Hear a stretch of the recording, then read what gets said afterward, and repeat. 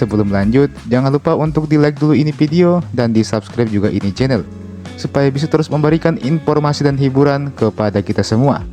Kalau sudah, langsung saja kita masuk ke pembahasannya. Yang pertama, Watu Pinawetengan di Sulawesi Utara.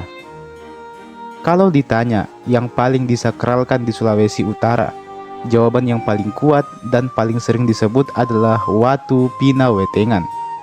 Tempat ini dianggap sangat sakral terutama oleh masyarakat Minahasa, karena diyakini sebagai pusat asal-usul, musyawarah para leluhur, tempat pembagian wilayah, serta tempat ritual adat kuno.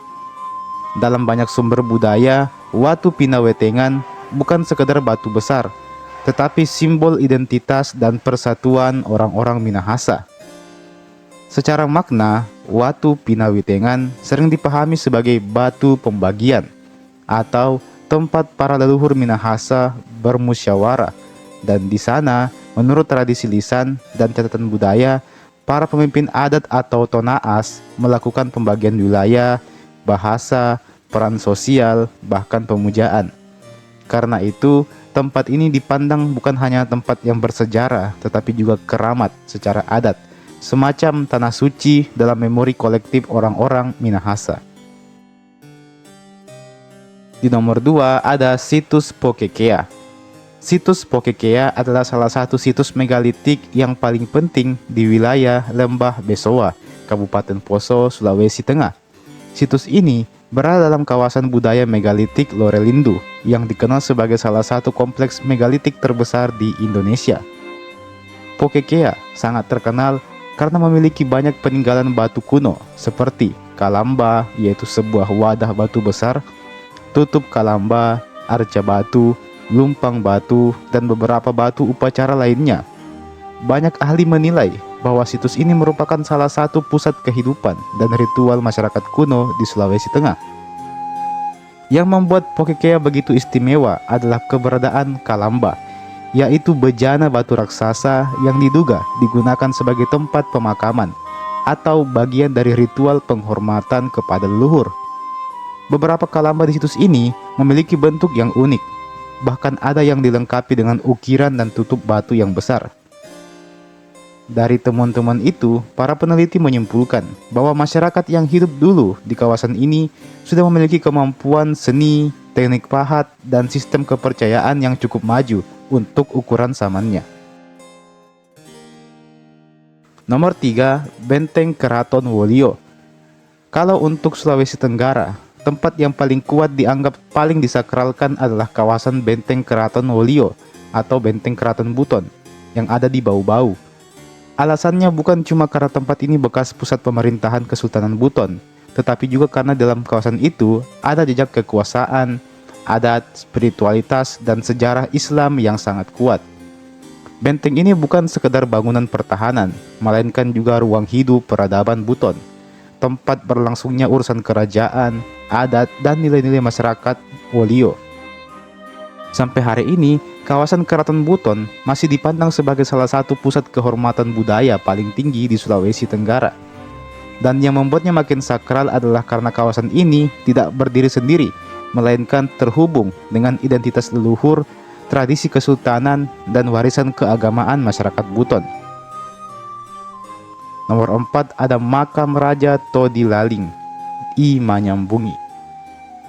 Kalau untuk Sulawesi Barat, tempat yang paling kuat dianggap paling disakralkan kemungkinan besar adalah kompleks makam para raja-raja dan tokoh leluhur Mandar, terutama makam Raja Todi Laling atau I Manyambungi di Polewali Mandar, dan kompleks makam raja-raja di Bangae di Majene. Dalam budaya Mandar, makam leluhur bukan cuma tempat pemakaman biasa, tetapi juga simbol kehormatan, asal-usul kekuasaan, dan ikatan spiritual dengan nenek moyang mereka. Karena itu, tempat-tempat seperti ini sering dipandang sebagai tempat yang keramat. Apalagi jika tokoh yang dimakamkan adalah pendiri kerajaan atau pemimpin besar yang dihormati lintas generasi. Selain itu, beliau ini memang dikenal sebagai tokoh penting dalam sejarah kerajaan Balanipa, salah satu pusat besar peradaban Mandar kala itu. Tempat seperti ini biasanya disakralkan bukan karena bangunannya semata, tetapi karena dianggap sebagai tempat menyimpan roh sejarah, wibawa leluhur, dan identitas orang Mandar itu sendiri. Nomor 5. Posina Tanae alias titik tengah Indonesia di Desa Umpungang, Sopeng, Sulawesi Selatan. Daerah yang disebut sebagai titik tengah Indonesia di Sopeng dianggap sakral bukan cuma karena letaknya yang ada di tengah-tengah, tetapi karena masyarakat melihatnya sebagai tempat pusat keseimbangan dan juga pusat peradaban. Dalam pandangan orang dulu, tempat yang berada di tengah ini sering dianggap istimewa karena seolah menjadi titik pertemuan banyak arah, banyak wilayah, dan banyak cerita. Dan karena itu, tempat seperti ini dianggap sebagai tempat yang punya nilai khusus. Selain itu, hampir sama dengan yang di Sulawesi Utara, yakni di Watu Pinawetengan. Di Posina Tanae ini, dulunya juga sering diadakan tempat pertemuan para raja-raja yang membahas tentang keputusan-keputusan yang berlaku di masyarakat. Jadi dianggap sakral, bukan cuma karena memang lokasinya ada di tengah-tengah, tetapi juga karena adanya tempat pertemuan dan ritual-ritual adat yang dilaksanakan di tempat itu pada zamannya. Nomor 6. Pulau Libukang. Pulau Libukang di Palopo dianggap sakral karena pulau ini tidak hanya dipandang sebagai tempat tinggal biasa, tetapi juga sebagai warisan leluhur masyarakat setempat. Dalam cerita yang hidup di tengah warga, pulau ini berkaitan dengan tokoh lama yang bernama Nenek Poko, yang dipercaya punya hubungan erat dengan sejarah awal penghuni pulau itu. Karena berasal dari kisah leluhur dan diwariskan turun-temurun, Pulau Libukang yang saat ini sudah dikosongkan itu akhirnya dipandang sebagai tempat yang punya nilai khusus, kehormatan, dan makna adat bagi masyarakatnya. Selain itu, Pulau Libukang juga dianggap sakral karena sejak dulu pulau ini dikenal punya hubungan yang kuat dengan tradisi keagamaan dan kehidupan spiritual masyarakat di Luwu. Dalam kisah lokal, pulau ini pernah menjadi salah satu tempat penting bagi penyebaran agama Islam dan juga kehidupan masyarakat yang sangat dekat dengan nilai agama. Nomor 7. Makam Raja Hubulo. Kalau untuk Gorontalo, tempat yang paling kuat dianggap paling disakralkan kemungkinan besar adalah di Desa Keramat dan Makam Raja Hubulo di Bone Bolango. Alasannya sederhana, tempat ini bukan cuma makam biasa, tetapi dianggap sebagai tempat ziarah penting yang berkaitan dengan tokoh penyebar agama Islam di Gorontalo. Sampai sekarang, banyak orang datang ke sana untuk berziarah, terutama pada waktu-waktu tertentu. Dan itu menunjukkan bahwa tempat itu masih dipandang punya nilai spiritual dan kehormatan yang tinggi oleh masyarakat.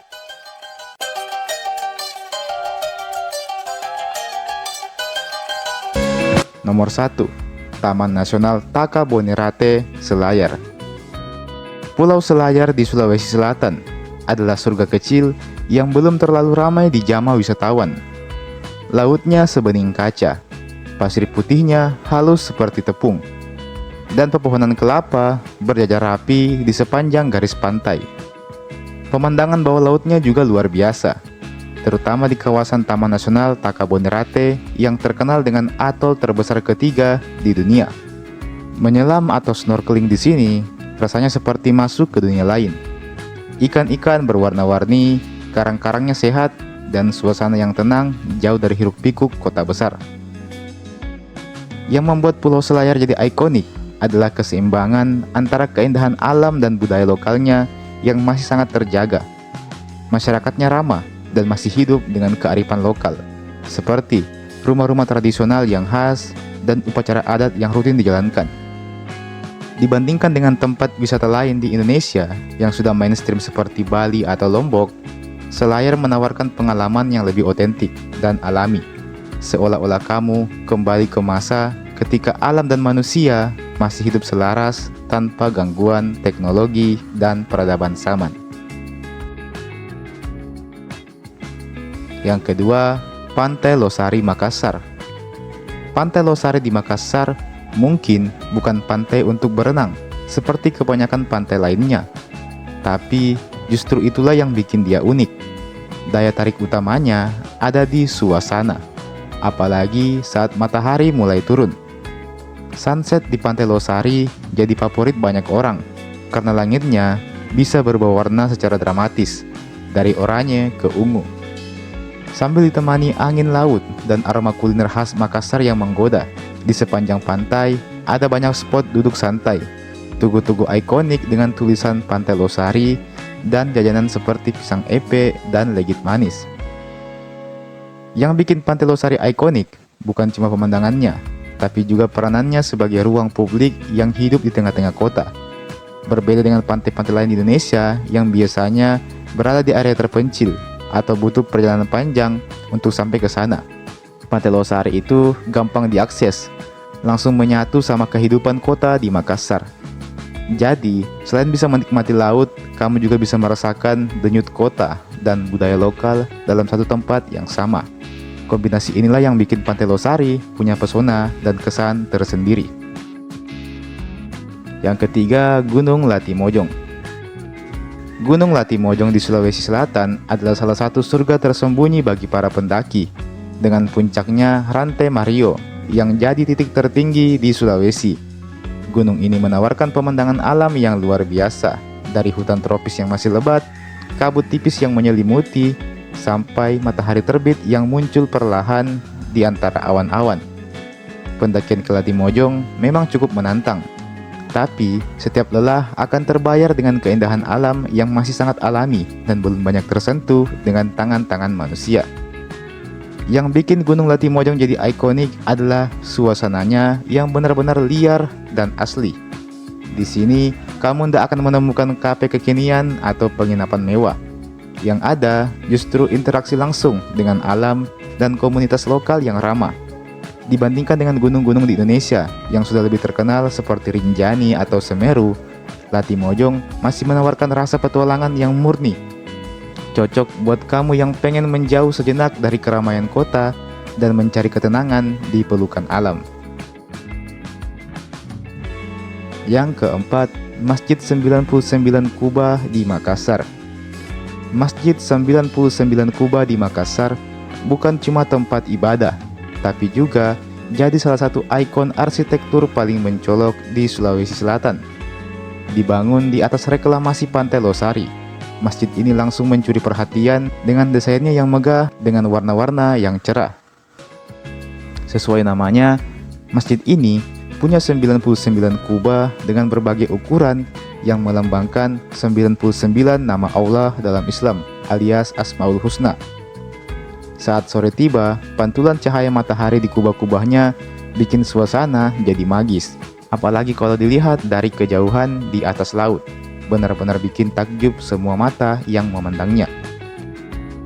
Yang bikin Masjid 99 Kubah beda dengan tempat lain di Indonesia adalah keberaniannya untuk tampil berbeda secara visual dan letaknya yang unik di tepi laut. Dibandingkan dengan masjid-masjid ikonik lain seperti Istiqlal di Jakarta yang megah dan klasik, masjid ini hadir dengan gaya yang lebih artistik dan modern, tapi tetap kental dengan unsur lokalnya. Jadi, ini bukan cuma tempat untuk berdoa dan beribadah saja, tapi juga jadi magnet wisata religi dan budaya yang menggabungkan spiritualitas dengan estetika yang luar biasa tentunya. Yang kelima, Pantai Bira di Bulukumba. Pantai Bira di Bulukumba adalah salah satu pantai tercantik di Sulawesi Selatan yang bikin banyak orang jatuh hati sejak pandangan pertama. Anjay. Pasirnya super putih dan halus, lautnya bergradasi biru toska, dan suasananya sangat tenang. Di sini, kamu bisa berenang, snorkeling, atau sekedar duduk santai sambil menikmati angin laut dan suara ombak. Sunrise dan sunset di Pantai Bira juga tidak main-main cantiknya, apalagi kalau kamu menikmatinya dari atas tebing atau perahu nelayan. Yang bikin Pantai Bira ikonik adalah kombinasi pesona alam dan tradisi baharinya. Bulukumba dikenal sebagai tempat lahirnya para pembuat kapal pinisi, dan kamu bisa melihat langsung proses pembuatannya di desa-desa sekitar. Ini yang bikin Bira beda dengan pantai-pantai lain di Indonesia. Nggak cuma soal pemandangan, tapi juga soal budaya yang hidup berdampingan dengan laut. Di Bira, laut bukan cuma pemandangan indah, tapi juga bagian dari identitas dan kehidupan masyarakatnya. Yang keenam, Masjid Jami di Palopo. Masjid Jami Palopo adalah salah satu masjid tertua di Sulawesi Selatan yang penuh sejarah dan nuansa spiritual yang kuat. Dibangun pada abad ke-17, masjid ini punya arsitektur yang unik dengan perpaduan gaya Bugis klasik dengan sentuhan ala-ala Timur Tengah. Dindingnya tebal, pintunya besar dari kayu, dan suasananya sangat tenang, cocok untuk merenung atau sekedar menikmati keindahan bangunan bersejarah. Meski sudah berusia ratusan tahun, masjid ini masih berdiri kokoh dan tetap aktif digunakan oleh warga sekitar untuk beribadah sampai sekarang. Yang bikin Masjid Jami Palopo ikonik adalah nilai sejarah dan budaya yang melekat kuat di tiap sudutnya. Dibandingkan dengan masjid-masjid lain di Indonesia yang lebih modern dan megah, Masjid Jami justru menawarkan pengalaman spiritual yang lebih membumi. Di sini, kamu bisa merasakan jejak peradaban Islam yang sudah lama hidup berdampingan dengan tradisi lokal. Masjid ini bukan cuma tempat ibadah, tapi juga saksi bisu perkembangan kota Palopo dari masa ke masa. Sebuah simbol warisan yang tetap hidup di tengah zaman yang terus berubah. Yang ketujuh, PLTB di Sidrap. PLTB atau Pembangkit Listrik Tenaga Bayu di Sidrap atau lebih dikenal dengan Kincir Angin Raksasa di Sidrap, Sulawesi Selatan, adalah salah satu tempat paling keren dan tidak biasa yang bisa kamu kunjungi. Bayangkan saja, deretan kincir angin raksasa berdiri megah di atas perbukitan hijau, berputar pelan ditemani angin sejuk dan langit biru yang luas. Pemandangannya bikin hati menjadi tenang dan cocok buat foto-foto ala-ala Eropa. Jadi kamu bisa merasakan suasana seperti di Eropa, tapi ini bukan di Eropa. Yang bikin kincir angin Sidrap jadi ikonik adalah karena ini adalah pembangkit listrik tenaga bayu atau tenaga angin pertama dan terbesar di Indonesia.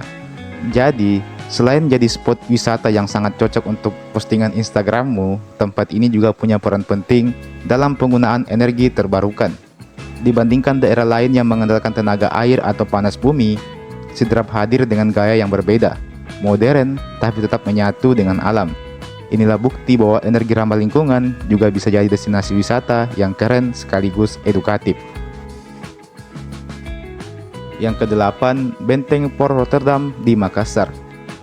Benteng Port Rotterdam di Makassar adalah salah satu peninggalan sejarah paling keren di Indonesia yang masih terawat sampai sekarang. Begitu masuk ke dalamnya, kamu langsung disuguhkan bangunan bergaya Eropa klasik yang berdiri kokoh dengan dinding batu tebal dan atap merah khas Belanda. Yang bikin Benteng Rotterdam ikonik adalah bentuknya yang unik menyerupai sebuah penyu kalau dilihat dari atas. Dan ada juga sejarah panjangnya sejak zaman kerajaan Goa sampai masa kolonial. Dibandingkan dengan benteng-benteng lain di Indonesia, Benteng Rotterdam lebih terasa seperti ruang interaksi budaya. Karena selain tempat wisata sejarah, sering juga dipakai untuk kegiatan kesenian, diskusi, dan pertunjukan. Meskipun terletak di tengah-tengah kota Makassar, tempat ini masih memancarkan suasana masa lalu yang kuat dan bikin kamu merasa seolah melangkah mundur ke abad ke-17. Yang kesembilan, Perkampungan Suku Kajang di Bulukumba. Perkampungan Suku Kajang di Bulukumba adalah salah satu tempat paling unik dan menarik di Sulawesi Selatan. Di tengah modernisasi yang merajalela, suku Kajang tetap setia menjaga cara hidup tradisional mereka. Mereka tinggal di rumah kayu beratap rumbia, berpakaian serba hitam sebagai simbol kesederhanaan, dan menjalani hidup yang sangat dekat dengan alam. Suasananya tenang, sejuk, dan penuh nuansa mistis yang bikin kamu serasa masuk ke dimensi waktu yang berbeda. Keaslian budaya dan kearifan lokal yang masih kuat jadi daya tarik utama di sini. Yang bikin perkampungan suku Kajang ikonik adalah filosofi hidup mereka yang disebut Kamase Masea, atau hidup sederhana, jujur, dan selaras dengan alam. Dibandingkan dengan kampung adat lain di Indonesia, masyarakat Kajang Dalam secara sadar menolak teknologi modern. Bahkan listrik pun tidak digunakan. Jadi ini bukan sekedar kampung adat biasa, tapi tempat belajar tentang nilai-nilai kehidupan yang mungkin sudah mulai kita lupakan di tengah modernisasi. Dan yang ke-10, Tanah Toraja secara keseluruhan. Tanah Toraja di Sulawesi Selatan adalah salah satu destinasi budaya paling menarik di Indonesia. Di sini, alam dan tradisi benar-benar menyatu jadi satu pengalaman yang luar biasa. Landscape-nya indah, perbukitan hijau, sawah berundak, dan rumah-rumah adat Tongkonan dengan atap melengkung yang ikonik. Tapi yang paling bikin penasaran tentu saja tradisi pemakaman mereka yang unik dan sakral. Upacara pemakaman di Toraja bukan sekedar duka, tapi malah perayaan hidup yang penuh ritual, musik, bahkan tarian. Yang bikin Tanah Toraja unik adalah cara pandang mereka terhadap kehidupan dan kematian yang sangat berbeda dari kebanyakan budaya di Indonesia. Dibandingkan tempat lain di Indonesia, Toraja punya hubungan yang sangat kuat dengan leluhur yang tercermin dari makam di tebing batu, patung tahu-tahu, dan ritual adat yang rumit tapi penuh makna. Ini bukanlah tempat wisata yang biasa. Datang ke sini rasanya seperti membaca kisah hidup sebuah peradaban yang masih hidup hingga sekarang. Budaya di Toraja itu bukan sekedar untuk dilihat, tapi juga dirasakan dan dimaknai dengan hati.